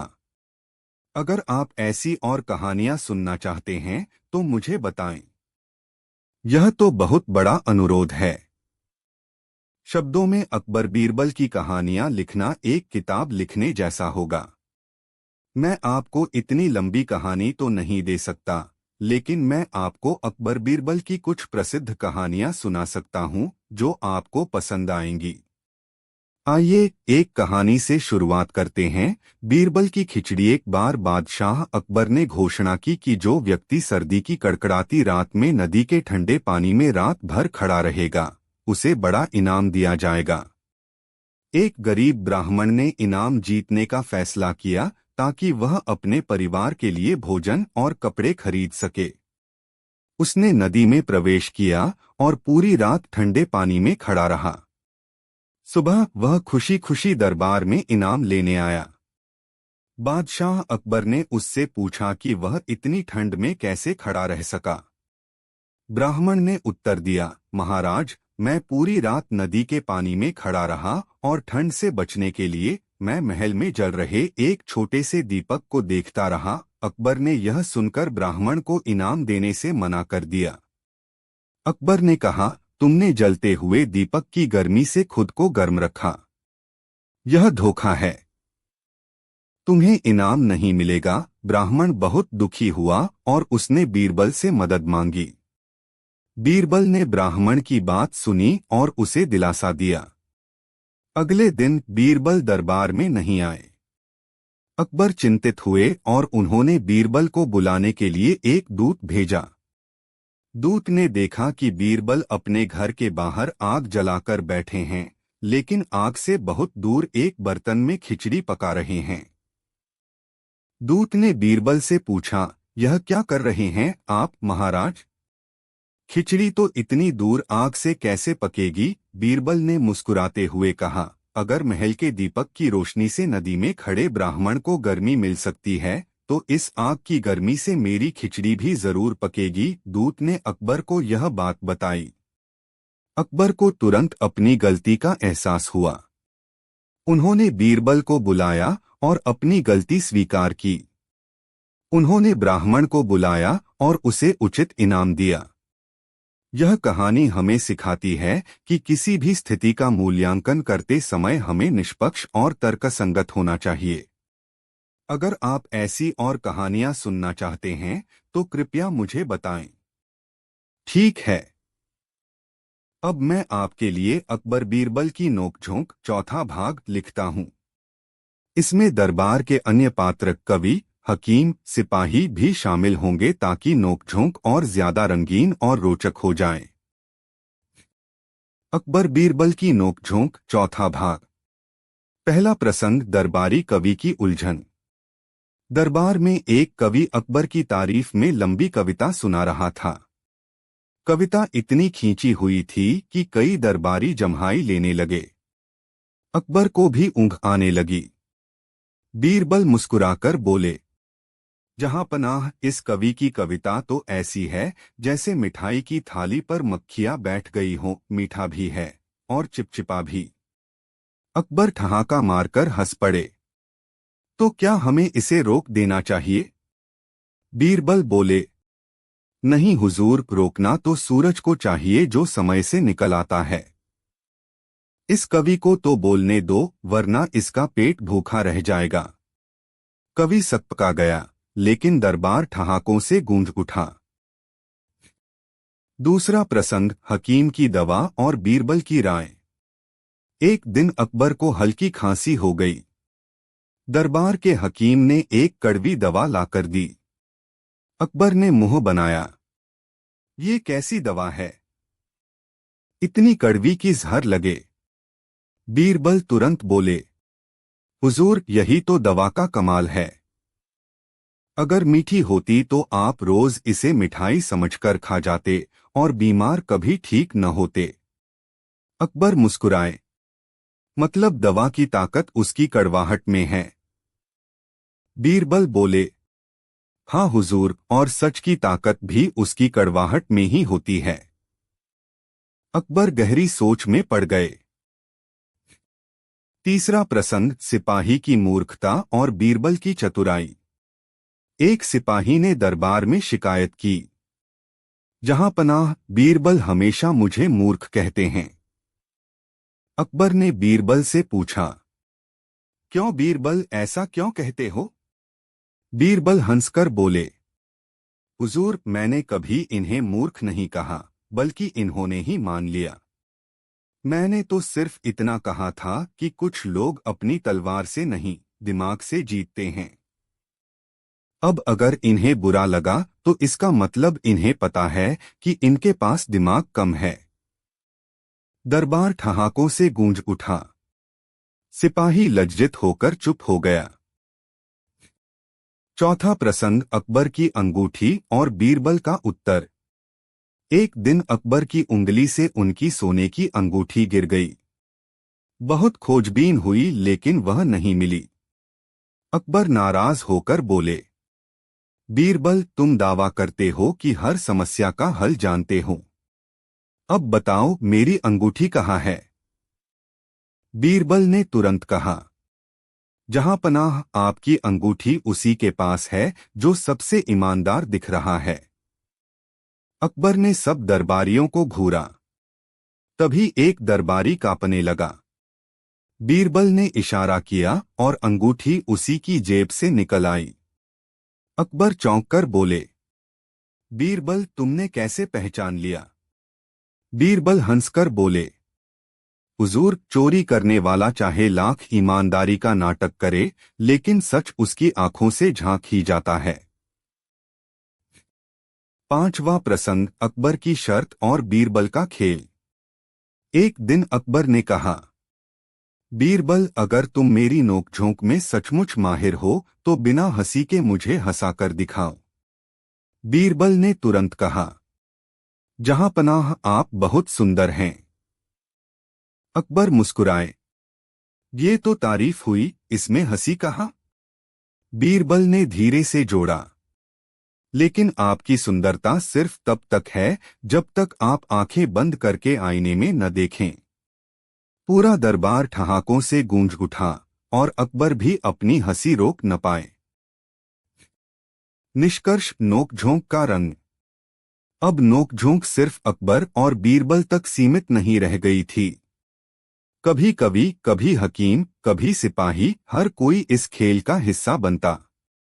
लेकिन हर बार जीत बीरबल की हाजिर जवाबी की होती और अकबर की मुस्कान यही साबित करती थी कि असली राजा वही है जो सच और मजाक दोनों को सह सके। यह रहा चौथा भाग। क्या आप चाहेंगे कि मैं इसका पांचवा भाग भी लिख दूं, जिसमें अकबर और बीरबल की नोकझोंक किसी विदेशी दूत और बाजार के आम आदमी के साथ जुड़कर और भी अनोखी हो जाए? ठीक है, अब मैं आपके लिए अकबर बीरबल की नोकझोंक पांचवा भाग प्रस्तुत करता हूं। इसमें नोकझोंक का दायरा और बढ़ेगा, विदेशी दूत और आम जनता तक। अकबर बीरबल की नोकझोंक पांचवा भाग। पहला प्रसंग, विदेशी दूत की चुनौती। एक विदेशी दूत दरबार में आया। उसने अकबर से कहा, जहां पनाह, हमारे देश में मंत्री लोग राजा से कभी नोकझोंक नहीं करते। वहां राजा जो कहता है वही अंतिम आदेश होता है। अकबर मुस्कुराए और बोले, तो फिर हमारे बीरबल का क्या होगा? ये तो हर वक्त मुझसे बहस करते रहते हैं। दूत ने व्यंग्य से कहा, ऐसा मंत्री हमारे देश में होता तो तुरंत दंड दिया जाता। बीरबल शांत होकर बोले, हुजूर, वही देश महान है जहां राजा इतना बड़ा होता है कि नोकझोंक सह सके, और वही मंत्री महान है जो सच्चाई कह सके। अगर मंत्री चुप हो जाए तो राजा कभी अपनी कमियों को नहीं देख पाएगा। दरबार में तालियां गूंज उठीं। अकबर ने हंसते हुए कहा, देखा, यही है मेरी ताकत। मैं बीरबल को सुन सकता हूं और फिर भी राजा रह सकता हूं। दूसरा प्रसंग, बाजार का आम आदमी। एक दिन अकबर ने भेष बदलकर बाजार घूमने का निश्चय किया। बीरबल भी उनके साथ थे।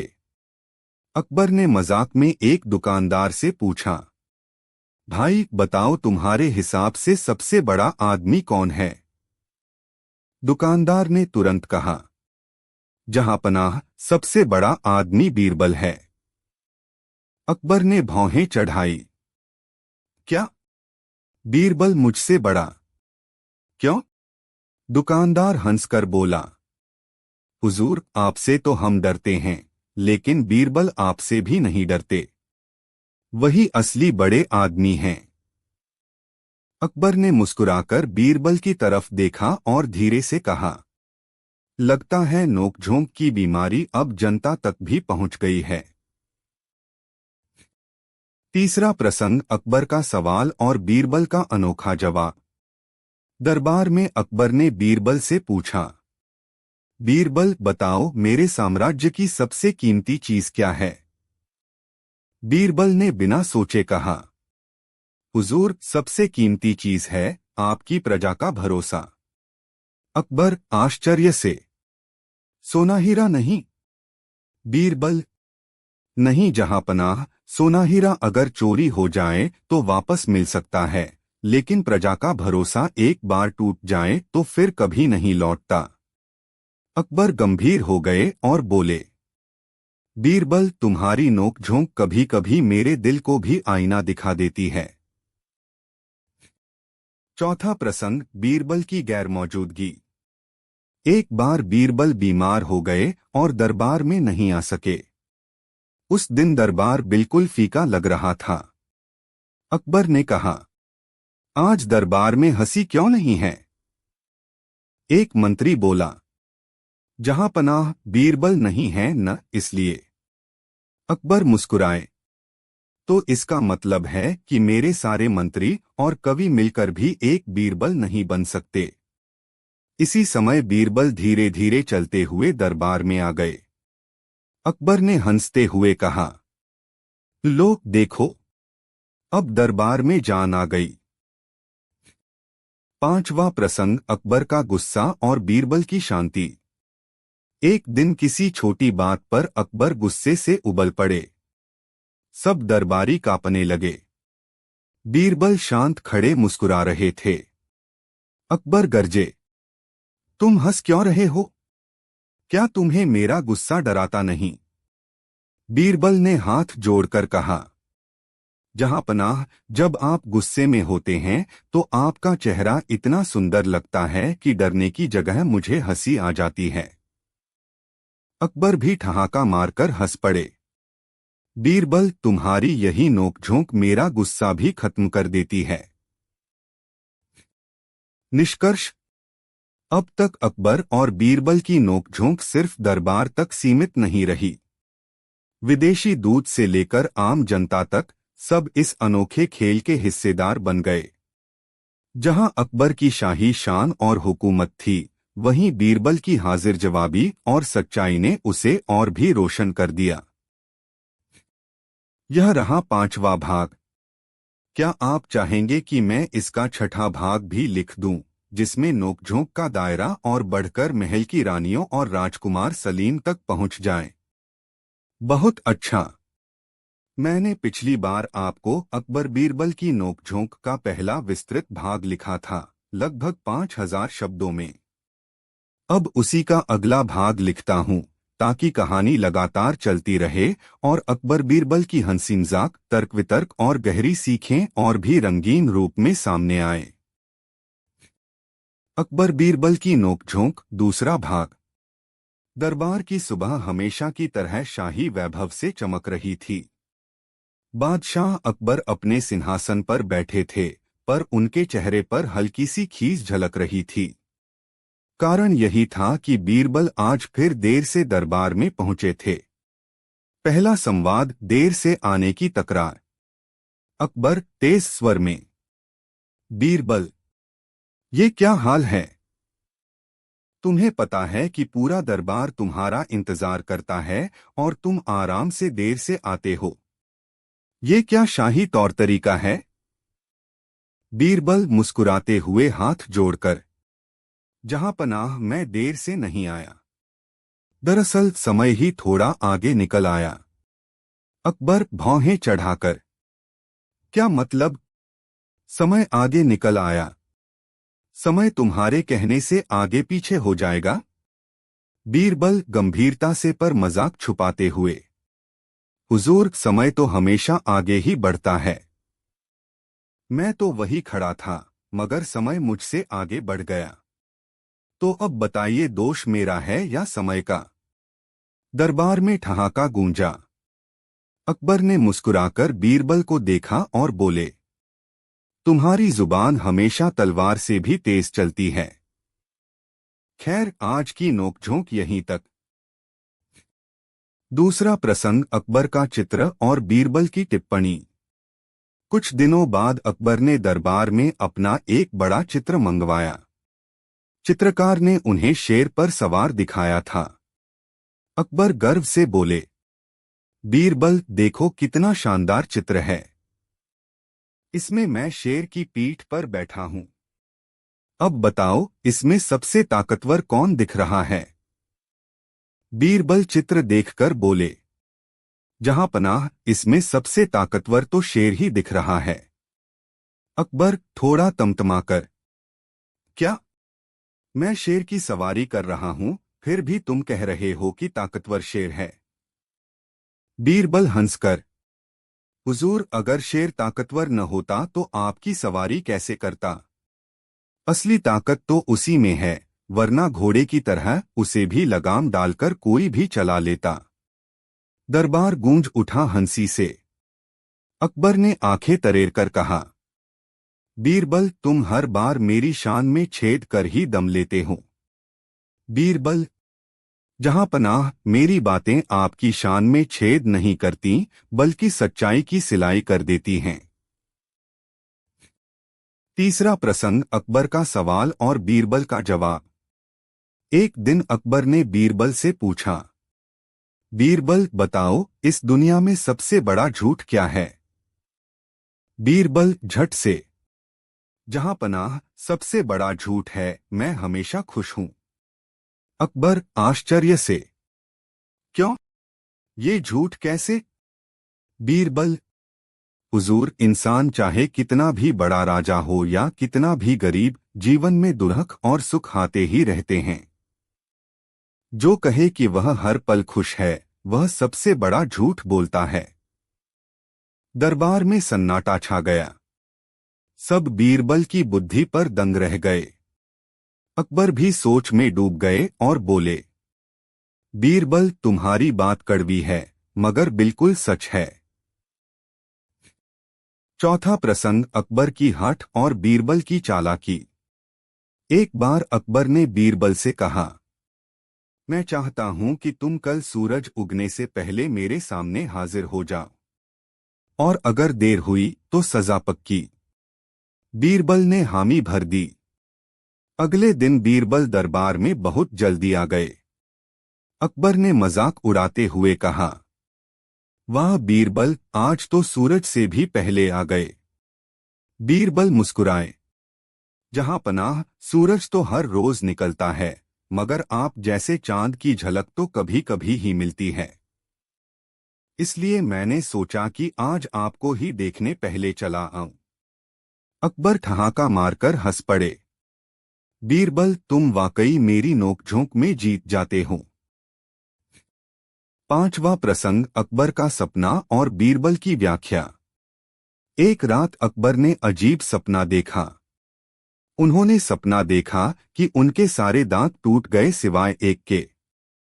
सुबह उन्होंने दरबार में सपनों का अर्थ बताने वालों को बुलाया। सबने कहा कि ये अशुभ है, परिवार का विनाश होगा। अकबर उदास हो गए। बीरबल दरबार में आए तो अकबर ने उनसे पूछा, बीरबल, इस सपने का क्या मतलब है? बीरबल ने मुस्कुराकर कहा, जहांपनाह, इसका अर्थ है कि आप अपने परिवार में सबसे लंबे समय तक जीवित रहेंगे। अकबर के चेहरे पर चमक आ गई। वाह, यही बात किसी और ने क्यों नहीं बताई? बीरबल ने हंसते हुए कहा, जहांपनाह, बात वही थी। फर्क सिर्फ नजरिए का था। किसी ने आपको दुख दिखाया और मैंने उसी को सुख की तरह पेश कर दिया। छठा प्रसंग, अकबर की चुनौती। एक दिन अकबर ने बीरबल से कहा, बीरबल, अगर तुम सचमुच बुद्धिमान हो तो मुझे बिना झगड़े के झगड़ा करके दिखाओ। बीरबल मुस्कुराए, हुजूर, ये तो बहुत आसान है। उन्होंने अकबर से कहा, जहांपनाह, आप सबसे दयालु और सबसे उदार बादशाह हैं।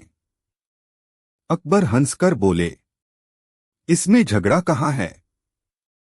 बीरबल ने तुरंत कहा, झगड़ा तो तब होता अगर कोई और ये बात कह देता। मैं तो आपके सामने कह रहा हूं, आप मुझसे क्यों झगड़ेंगे? दरबार में जोरदार हंसी गूंज उठी। निष्कर्ष, नोकझोंक का असली अर्थ। इस तरह अकबर और बीरबल की नोकझोंक केवल मजाक तक सीमित नहीं रहती थी। उसमें गहरी सीख, जीवन का दर्शन और तर्क की चमक छुपी होती थी।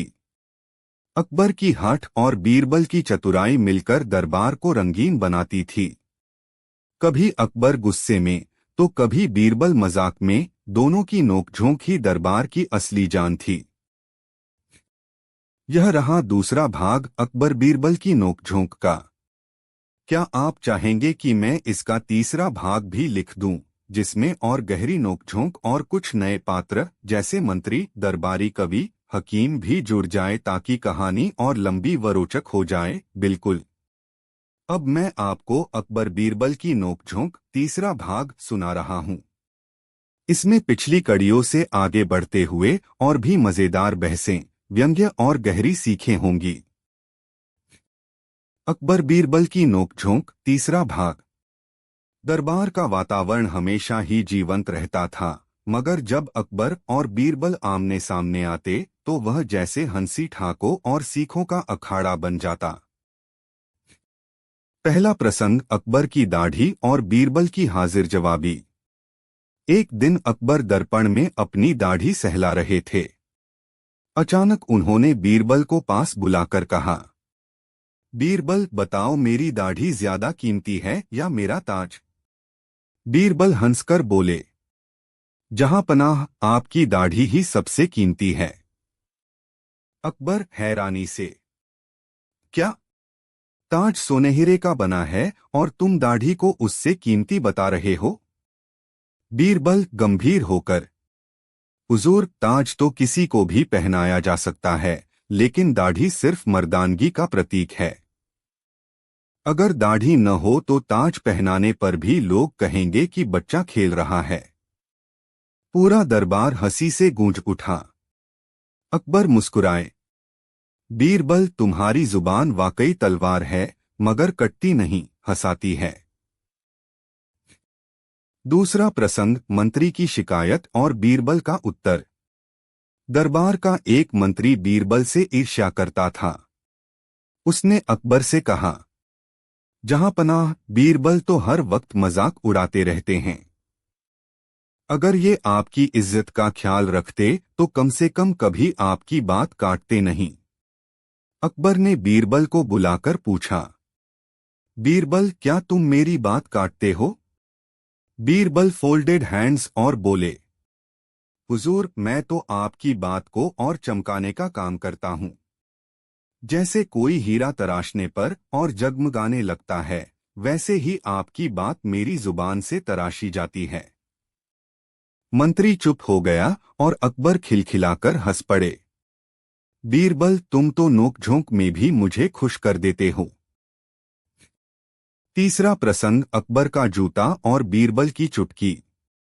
एक दिन अकबर के जूते का फीता टूट गया। उन्होंने झुंझलाकर बीरबल से कहा, देखो बीरबल, इतना बड़ा साम्राज्य है, लेकिन मेरे जूते का फीता भी मुझे चैन नहीं लेने देता। बीरबल मुस्कुराए। जहां पनाह, इसका मतलब है कि साम्राज्य कितना भी बड़ा हो, तकलीफ तो सबसे छोटे से आ सकती है। अकबर बोले, तो क्या तुम कहना चाहते हो कि मेरे जूते का फीता ही सबसे ताकतवर है? बीरबल ने तुरंत जवाब दिया, हुजूर, कमजोर वही ताकतवर होता है जो ताकतवर को भी झुका दे। और आज तो जूते का फीता ही आपको झुका रहा है। दरबार हंसी से भर गया। अकबर ने हंसते हुए कहा, बीरबल, तुम्हारी नोकझोंक वाकई छोटी चीज को भी बड़ा बना देती है। चौथा प्रसंग, अकबर का सवाल, किसमें ज्यादा मिठास? अकबर ने दरबार में पूछा, बीरबल, बताओ, दुनिया में सबसे ज्यादा मिठास किसमें है? शहद में, गुड़ में या गन्ने में? बीरबल मुस्कुराए और बोले, जहां पनाह, सबसे ज्यादा मिठास तो आपकी जुबान में है। अकबर खुश होकर बोले, वाह, आखिरकार तुमने मेरी तारीफ की। बीरबल ने तुरंत जोड़ा, लेकिन हुजूर, ये मिठास सिर्फ तब तक रहती है जब तक गुस्सा न आ जाए। फिर तो आपकी जुबान मिर्च से भी तीखी हो जाती है। दरबार ठहाकों से गूंज उठा। अकबर ने भी हंसते हुए कहा, सच कहते हो बीरबल, मेरी मिठास का स्वाद भी तुम्हारी नोकझोंक में ही है। पांचवा प्रसंग, अकबर की चुनौती, बिना बोले जवाब। एक बार अकबर ने बीरबल से कहा, बीरबल, अगर तुम सचमुच समझदार हो तो मेरे सवाल का जवाब बिना बोले दो। बीरबल ने हामी भर दी। अकबर ने पूछा, कौन बड़ा है, मैं या मेरा साम्राज्य? बीरबल ने कोई शब्द नहीं कहा। उन्होंने धीरे से अकबर की तरफ इशारा किया और फिर आसमान की ओर देखा। अकबर चौंक गए। इसका क्या मतलब है? बीरबल मुस्कुराए, हुजूर, आपका साम्राज्य तो बड़ा है, लेकिन आपसे बड़ा तो केवल आसमान है। अकबर संतुष्ट हुए और बोले, बीरबल, तुम्हारे जवाब में खामोशी भी बोलती है। छठा प्रसंग, अकबर का शौक और बीरबल की नसीहत। एक बार अकबर ने शौक में कहा, बीरबल, काश मैं हर दिन सिर्फ शिकार करता और दरबार न बैठता। बीरबल ने मुस्कुराकर कहा, जहां पनाह, अगर राजा हर दिन शिकार में रहेगा तो फिर जनता किसके पास न्याय लेने जाएगी? शिकार तो सबको करना आता है, लेकिन राज करना सबको नहीं। अकबर सोच में पड़ गए और बोले, तुम्हारी नोकझोंक ही मुझे बार बार सच्चाई दिखाती है। निष्कर्ष, नोकझोंक का रिश्ता। अकबर और बीरबल की नोकझोंक केवल मजाक नहीं थी, वह जीवन की गहराइयों तक उतरने वाली बातें थीं। अकबर जहां शाही हठ और साम्राज्य की शक्ति के प्रतीक थे, वहीं बीरबल हंसी, व्यंग्य और सच्चाई के आईने थे। दोनों की नोकझोंक ही दरबार को ज्ञान और मनोरंजन से भर देती थी। यह रहा तीसरा भाग। क्या आप चाहेंगे कि मैं इसका चौथा भाग भी लिख दूं, जहां नोकझोंक और आगे बढ़कर दरबार के कवि, हकीम और सिपाहियों तक फैल जाए, ताकि कहानी और रंगीन हो जाए? वाह, अकबर बीरबल का रंगीन दरबार। यह एक ऐसा विषय है जिस पर हजारों शब्द लिखे जा सकते हैं। चलिए, मैं आपको 10,000 शब्दों में तो नहीं, लेकिन एक विस्तृत और रंगीन विवरण प्रस्तुत करता हूं, जिसमें आप उस समय के माहौल, हास्य और बुद्धिमत्ता का अनुभव कर सकें। अकबर बीरबल का रंगीन दरबार, हास्य, बुद्धिमत्ता और न्याय का संगम। मुगल साम्राज्य के स्वर्णिम युग में बादशाह अकबर का दरबार सिर्फ सत्ता का केंद्र नहीं था, बल्कि कला, साहित्य, दर्शन और बुद्धिमत्ता का एक जीवंत संगम था। इस दरबार की सबसे चमकदार मणि थे राजा बीरबल, जिनकी हाजिर जवाबी, तीक्ष्ण बुद्धि और विनोदप्रियता ने उन्हें अकबर का सबसे प्रिय और विश्वसनीय दरबारी बना दिया था। अकबर बीरबल की कहानियां सदियों से भारत की लोक कथाओं का अभिन्न अंग रही हैं, जो हमें न केवल मनोरंजन देती हैं, बल्कि जीवन के गूढ़ रहस्यों और व्यावहारिक बुद्धिमत्ता से भी परिचित कराती हैं। एक नए युग का सूत्रपात अकबर का दृष्टिकोण। जलालुद्दीन मोहम्मद अकबर, जिन्हें अकबर महान के नाम से जाना जाता है, एक दूरदर्शी शासक थे। उन्होंने केवल तलवार के बल पर साम्राज्य का विस्तार नहीं किया, बल्कि उसे एकता, सहिष्णुता और न्याय के धागे से पिरोने का भी प्रयास किया। उनका मानना था कि एक मजबूत साम्राज्य के लिए विभिन्न धर्मों और संस्कृतियों के बीच सामंजस्य आवश्यक है। इसी सोच के साथ उन्होंने अपने दरबार को विभिन्न प्रतिभाओं से सुसज्जित किया, जिनमें नवरत्न सबसे प्रमुख थे। अकबर का दरबार भव्यता और वैभव का प्रतीक था। सोने चांदी से सजे खंभे, रेशमी पर्दे, अनमोल रत्नों से जड़े सिंहासन और चारों ओर से आती इत्र की महक एक शाही वातावरण का निर्माण करती थी। लेकिन इस बाहरी चमकदमक से कहीं अधिक महत्वपूर्ण थी दरबार के भीतर पनपती बौद्धिक ऊर्जा। बीरबल का आगमन एक साधारण व्यक्ति का असाधारण सफर। बीरबल का मूल नाम महेश दास था। वे एक ब्राह्मण परिवार में जन्मे थे और अपनी तीव्र बुद्धि और काव्य प्रतिभा के लिए बचपन से ही विख्यात थे। उनकी ख्याति दूर दूर तक फैलने लगी और अंततः वे अकबर के दरबार तक पहुंचे। शुरुआती मुलाकातों में ही अकबर उनकी बुद्धि और वाक्पटुता से इतने प्रभावित हुए कि उन्होंने महेश दास को बीरबल की उपाधि प्रदान की, जिसका अर्थ है वीर और बुद्धिमान। बीरबल का दरबार में आगमन एक साधारण घटना नहीं थी, यह एक ऐसे रिश्ते की शुरुआत थी जिसने इतिहास में अपनी अमिट छाप छोड़ी। बीरबल न केवल अकबर के सलाहकार थे, बल्कि उनके गहरे मित्र, कॉन्फिडेंट और यहाँ तक कि एक प्रकार के शिक्षक भी थे, जो उन्हें जीवन के विभिन्न पहलुओं पर विचार करने के लिए प्रेरित करते थे। दरबार का दैनिक जीवन हास्य और गंभीरता का संतुलन। अकबर का दरबार केवल गंभीर राजनीतिक चर्चाओं और प्रशासनिक निर्णयों का स्थान नहीं था। यहाँ पर कविता पाठ होते थे, संगीत की महफिलें सजती थीं, चित्रकार अपनी कला का प्रदर्शन करते थे और विद्वान विभिन्न विषयों पर बहस करते थे। बीरबल इन सभी गतिविधियों के केंद्र में होते थे, अपनी उपस्थिति से माहौल को जीवंत बनाते थे। सुबह के समय दरबार में प्रशासनिक कार्य होते थे, फरमान जारी किए जाते थे, शिकायतों पर सुनवाई होती थी और नए कानून बनाए जाते थे।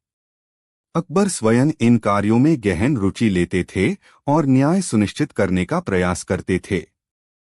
इस दौरान भी बीरबल की सलाह अक्सर महत्वपूर्ण साबित होती थी, खासकर जब कोई जटिल मामला सामने आता था। दोपहर में अक्सर मनोरंजन और ज्ञानवर्धक चर्चाएं होती थीं।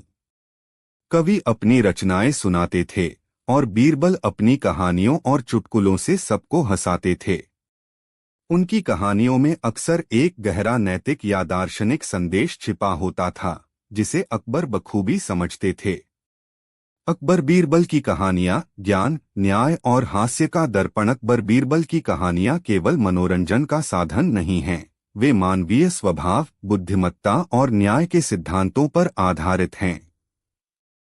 इन कहानियों में अक्सर अकबर बीरबल की बुद्धि की परीक्षा लेते हैं या दरबारी बीरबल को नीचा दिखाने की कोशिश करते हैं। लेकिन हर बार बीरबल अपनी चतुराई से स्थिति को संभाल लेते हैं।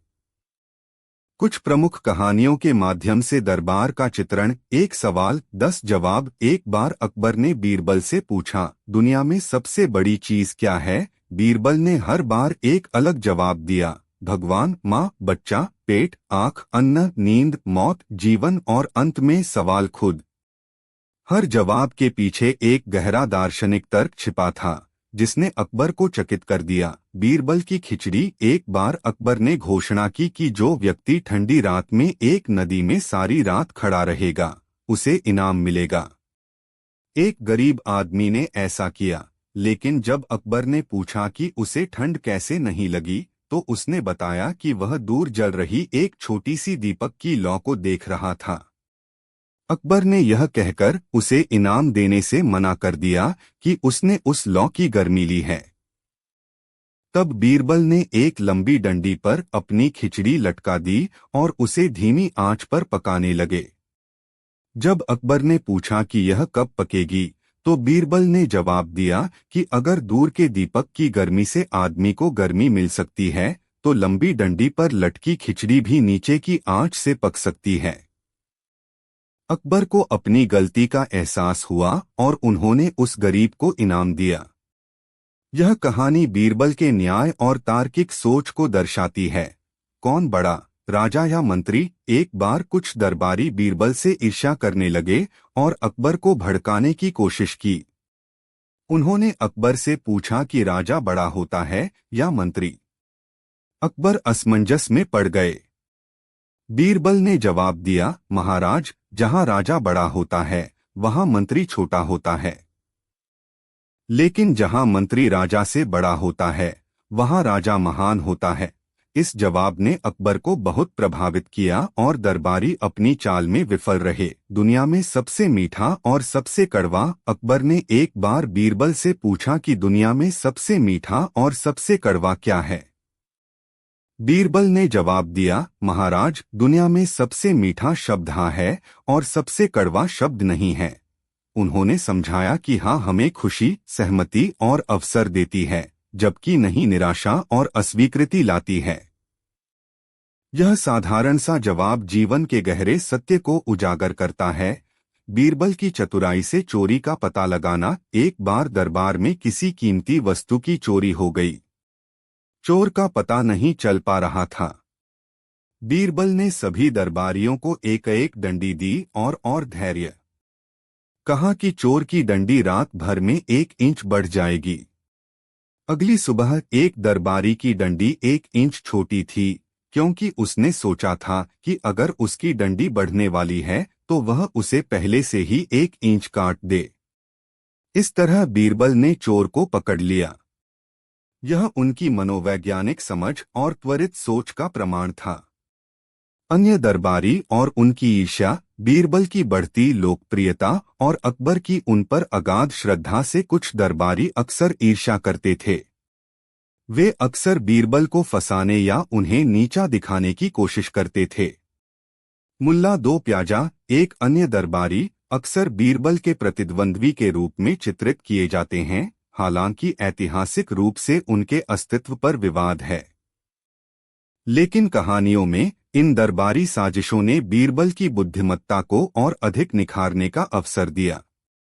इन दरबारियों की चालों को बीरबल हमेशा अपनी चतुराई और हास्य से विफल कर देते थे। अकबर भी अक्सर इन साजिशों को समझते थे और बीरबल की बुद्धि का समर्थन करते थे। यह अकबर के न्यायपूर्ण स्वभाव और बीरबल के प्रति उनके विश्वास को दर्शाता है। बीरबल का व्यक्तित्व केवल बुद्धि नहीं, साहस भी। बीरबल केवल एक बुद्धिमान व्यक्ति नहीं थे, बल्कि वे एक साहसी योद्धा और विश्वसनीय सलाहकार भी थे। उन्होंने कई सैन्य अभियानों में अकबर का साथ दिया और अपनी बहादुरी का परिचय दिया। वे अकबर के सबसे भरोसेमंद व्यक्तियों में से थे, जिन्हें महत्वपूर्ण और गोपनीय कार्य सौंपे जाते थे। उनकी मृत्यु भी एक सैन्य अभियान के दौरान हुई, जब वे अफगान विद्रोहियों के खिलाफ लड़ते हुए वीरगति को प्राप्त हुए। अकबर को बीरबल की मृत्यु का गहरा आघात लगा और उन्होंने कई दिनों तक शोक मनाया।